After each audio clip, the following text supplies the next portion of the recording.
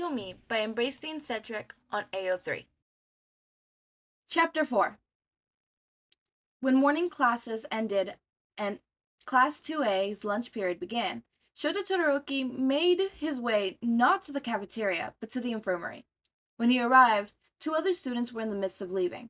One was in the process of unwrapping a string of bandages that had been enveloping her hand, while the other remarked with amazement on how nicely his friend's fingers had been healed. He quickly brushed past them and entered the room. A quick glance showed him all the beds were empty and Recovery Girl was absent, which only left her green-haired intern in the room. Said intern currently had his back to Shouta as he removed and replaced bottles of jars from the cabinet, likely organizing or doing an inventory of supplies. His lab coat was clean and free of grass stains that covered it the day before, after Bakugou had tackled him. Shouto intentionally cleared his throat to announce his presence in the room. "I'll be right with you," the healer called out over his shoulder, still not turning to face Shouto. "Only day 2 and he's already too busy to attend to his patient," Shouto noted, shaking his head with a mocking disappointment. "Frankly, I am appalled. I should file a complaint." At the sound of his voice, the intern finally turned around, nearly dropping the jar of pills in his hand as he stared at Shouto with wide eyes. A beat passed before suddenly the widest grin took over the other boy's face, and he ran towards Shouta, this time intentionally dropping the jar on a nearby bed along the way. "Shouta!" he shouted, tackling the other boy, nearly pulling them both down on the ground with the force of his hug. Shouta laughed and raised his arm to return the embrace. "Hello, Midoriya." "I've told you to call me Izuku," Midoriya reminded him as he pulled away to properly face his friend.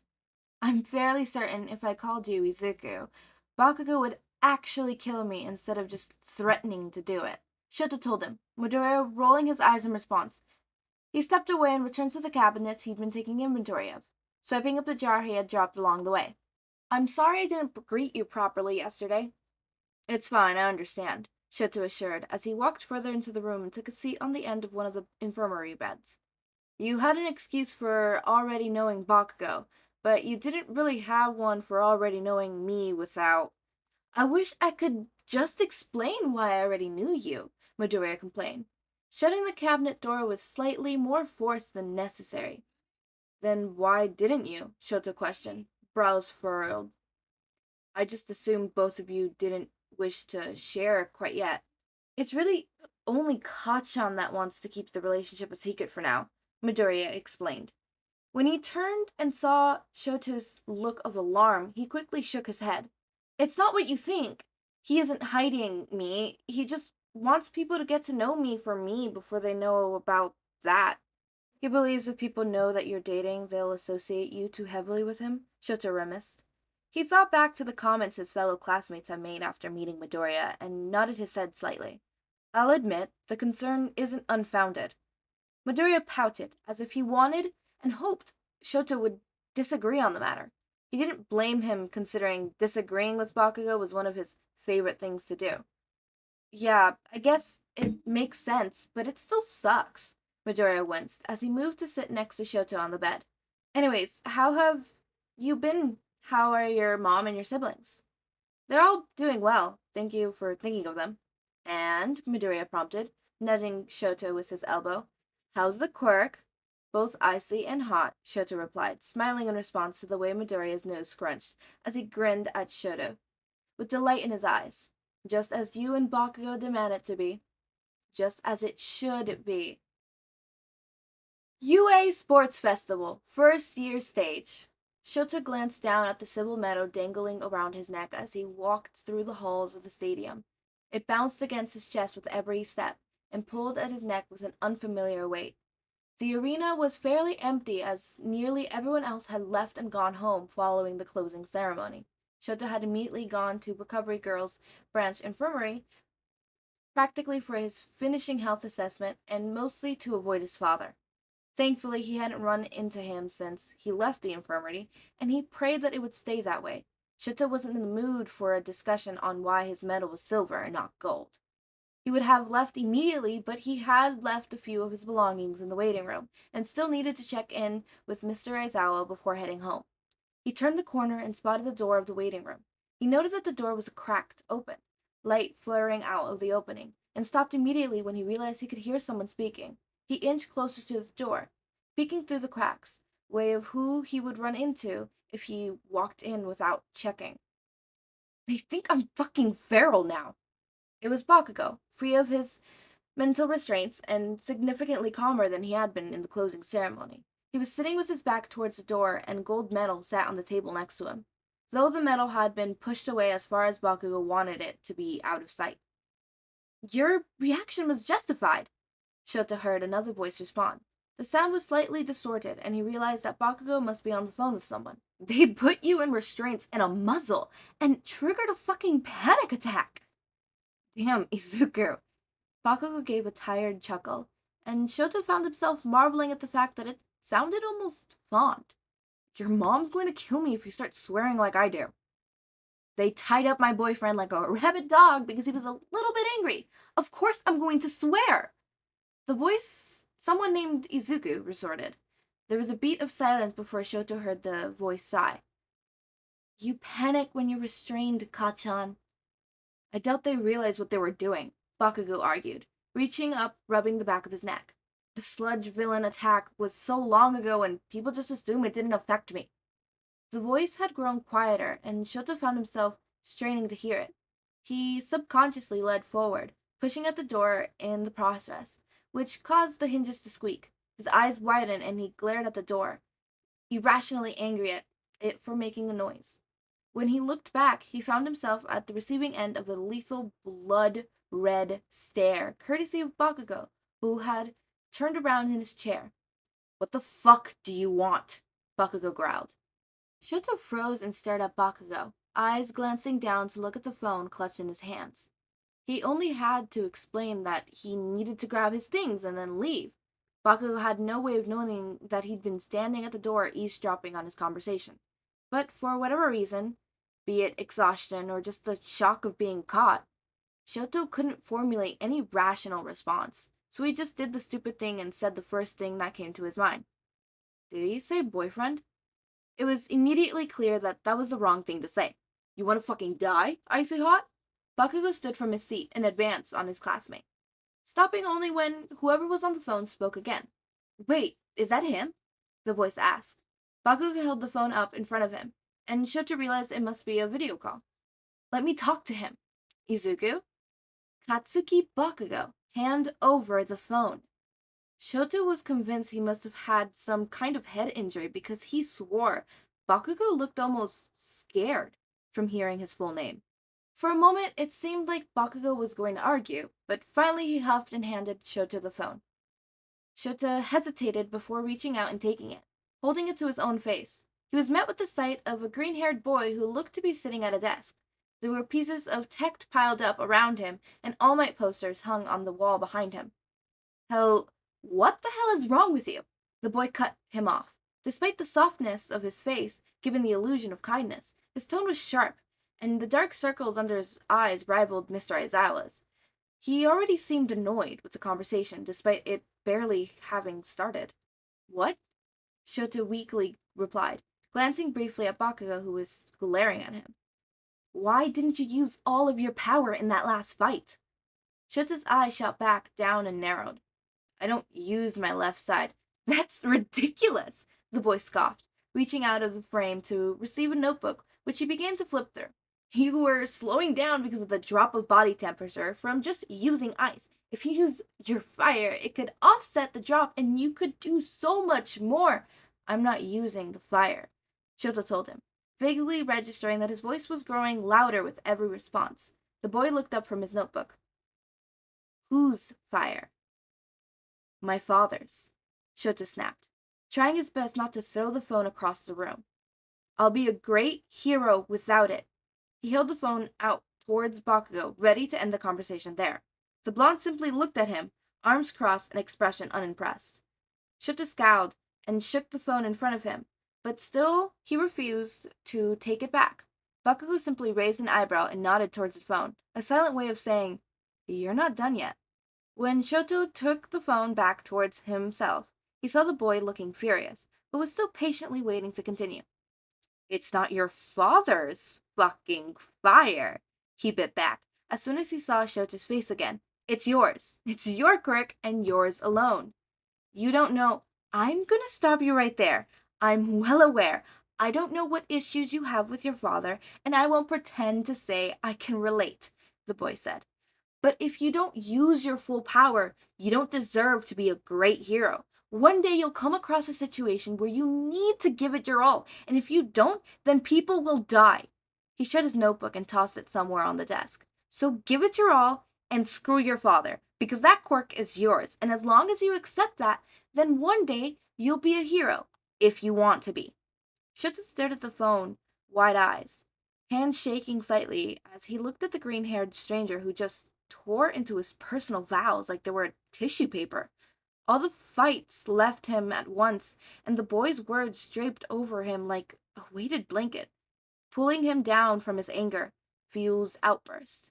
The boy's expression had simply shifted from frustration to determination during his speech, and now it settled into a look of genuine sympathy. Shouta opened his mouth to respond, but no words came out. Eventually, Bakugo sighed and reached out, plucking the phone out of Shota's hands and turning it towards himself.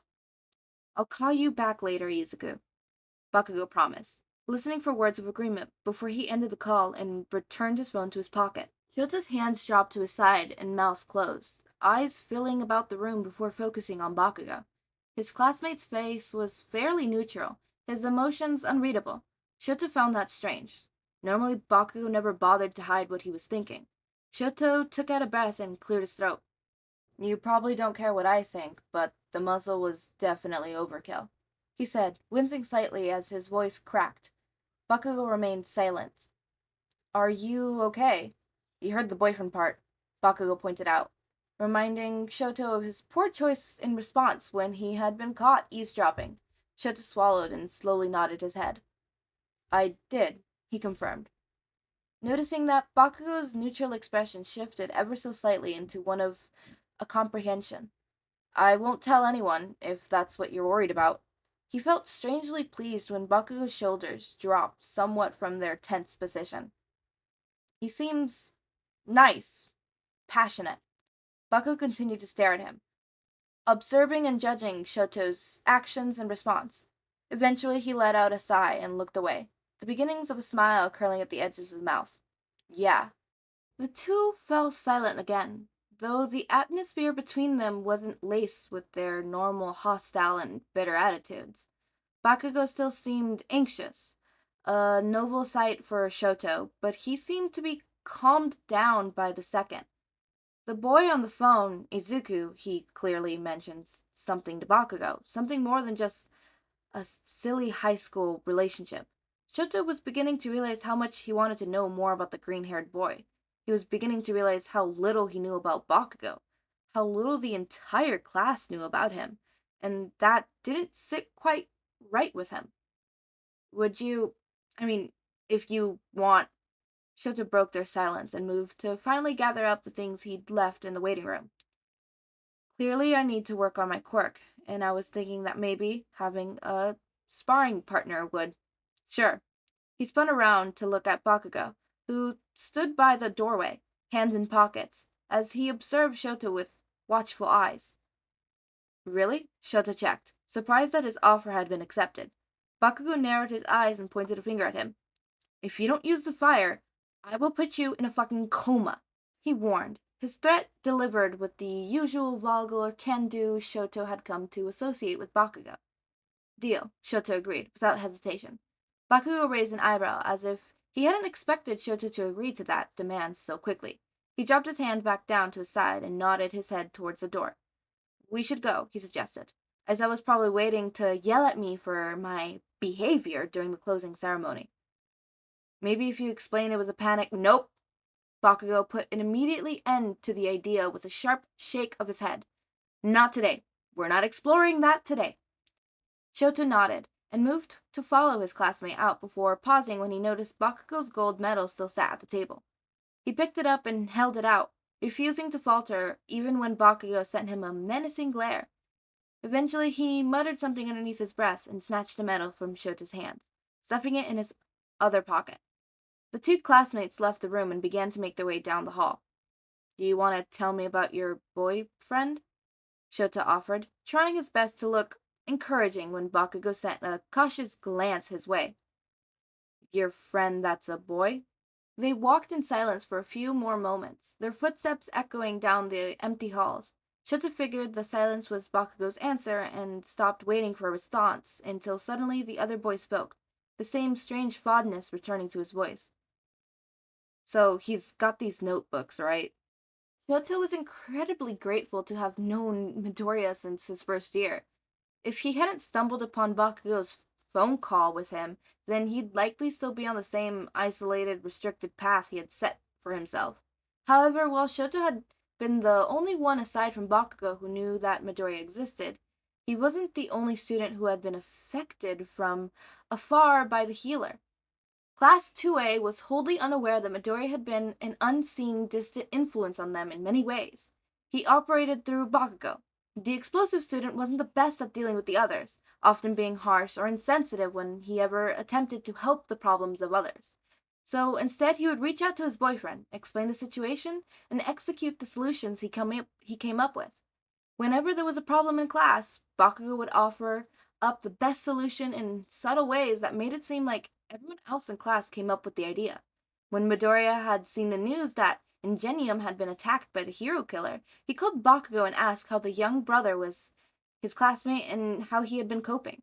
When Bakugo reported that the young Iida's strange behavior, he suddenly hostile and unchecked emotions, Midoriya recommended that Bakugo keep an eye on him, let something bad happen.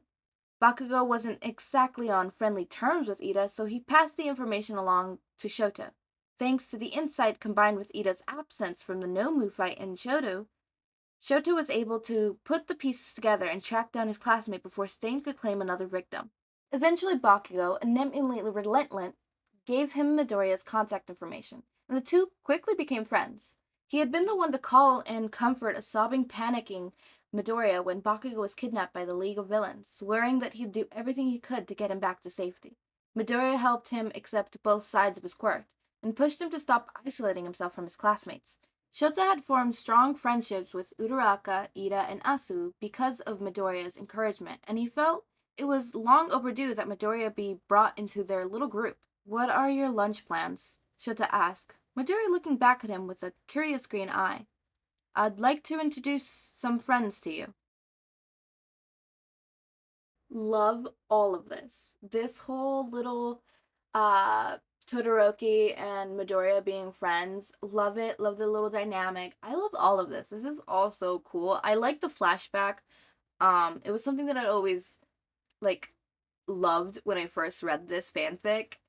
I also love how Bakugo at whatever given moment is just like, "Oh, talk about my boyfriend? Well, you don't got to tell me twice."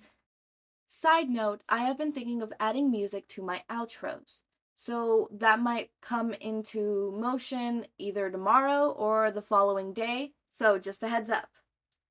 As always, make sure to eat, sleep, drink water, take your meds, and have a wonderful day or night. Please subscribe to see more of my content, and thank you for watching.